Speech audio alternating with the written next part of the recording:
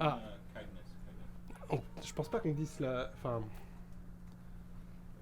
C'est plus comment ils jouent Ouais, ouais, ensemble. je vois. Mais à être amis, en fait, mais comment le... Être famille.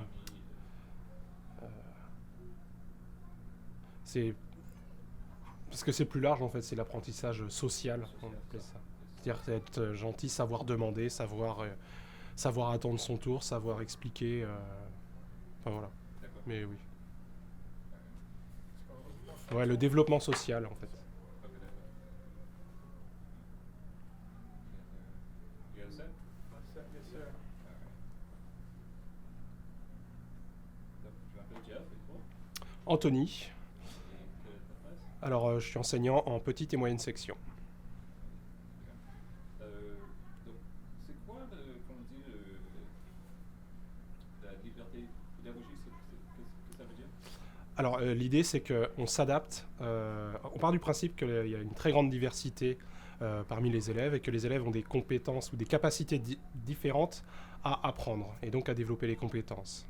Et donc l'idée c'est que la manière dont nous on travaille c'est de s'adapter justement à cette diversité et donc de proposer aux enfants diverses façons d'apprendre et de développer une même compétence. Et donc l'idée c'est que on va proposer pour une compétence qu'on cherche à développer, on va proposer diverses façons qui peuvent être par de la manipulation, par du jeu, par une fiche, un travail personnel à réaliser ou par un jeu collectif, euh, par la discussion, le questionnement. Enfin voilà, on va essayer d'utiliser vraiment la plus grande diversité possible pour que justement chaque enfant ait l'opportunité d'utiliser les compétences, la méthode qui est la plus adaptée pour développer sa compétence. Great. Yeah? You want to say Yeah. What's that? You want to say it again?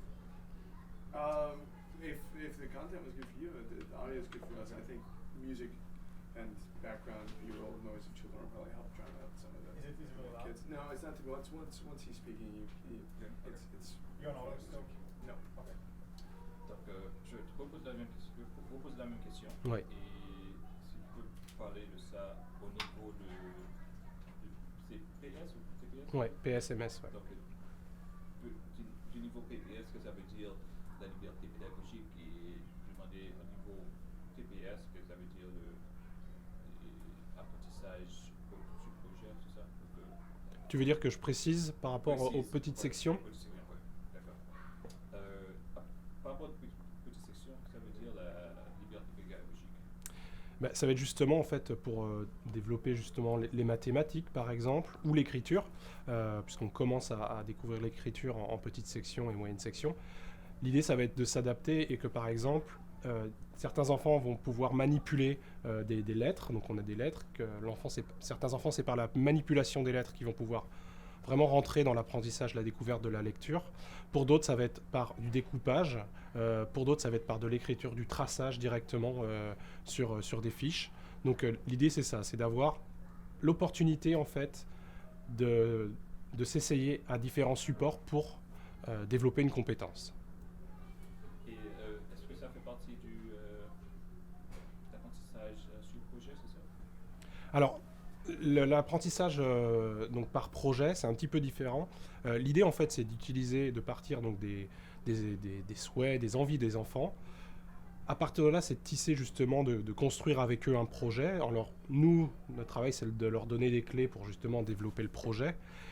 Et au travers de ce projet, en fait, on va essayer de trouver en fait plein d'outils et plein de supports à partir d'un projet, d'un thème en fait, pour développer les compétences qui font partie du curriculum. Ouais. Tu veux aller aux toilettes, Cosette? Don't complain out there. We get it. Le regroupement? Oui, ça fait partie du project base, ça fait... Non, le regroupement en général, il permet d'introduire, en fait, d'apporter le thème, par exemple, sur lequel on va le développer. Mais c'est plus quelque chose de routine qui rentre dans la routine qu'on met en place pour que les enfants aient un cadre, des repères. Mais c'est ce qui va amorcer, en fait, la journée. Voilà.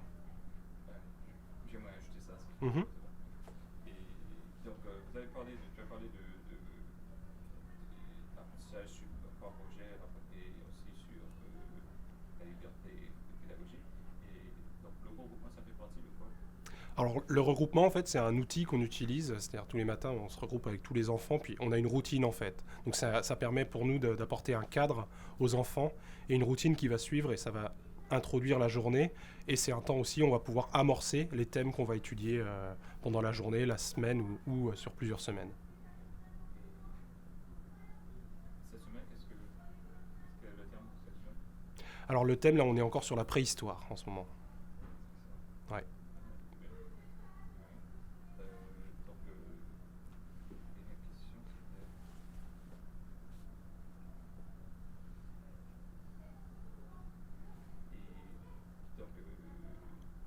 Et donc, apprendre les enfants à vivre avec l'un avec l'autre, ça fait partie de la sagesse, c'est ça? Oui, ça rentre dans le cadre du développement social de l'enfant. Et c'est vrai que c'est un champ important de ce qu'on travaille avec les enfants, puisqu'ils sont là pour apprendre à lire, à écrire, à développer des compétences, mais il y a aussi les compétences sociales.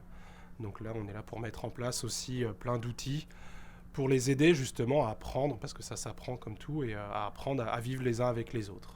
Et donc il y a beaucoup de choses par le jeu justement, qu'on utilise beaucoup le jeu pour apprendre à jouer, à partager. C'est très important surtout dans les classes de petites sections où beaucoup d'enfants découvrent en fait cet aspect-là, le partage, la patience, attendre que quelqu'un ait fini quelque chose pour pouvoir le prendre, attendre que quelqu'un ait fini de parler pour pouvoir prendre la parole. Donc ça c'est des choses qu'on développe beaucoup, sur lesquelles on travaille beaucoup en classe de petite et moyenne section. Parce que j'ai vu ça pendant le regroupement, la semaine dernière que j'étais là.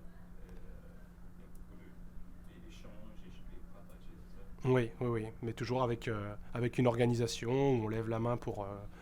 même entre eux, ils lèvent la main et puis c'est un des enfants qui va distribuer la parole pour apprendre justement à être... pour vivre ensemble, il faut qu'on ait des règles ensemble et que les règles, elles ne sont pas faites pour... c'est pas une contrainte, mais ça permet d'organiser justement la vie sociale de la classe.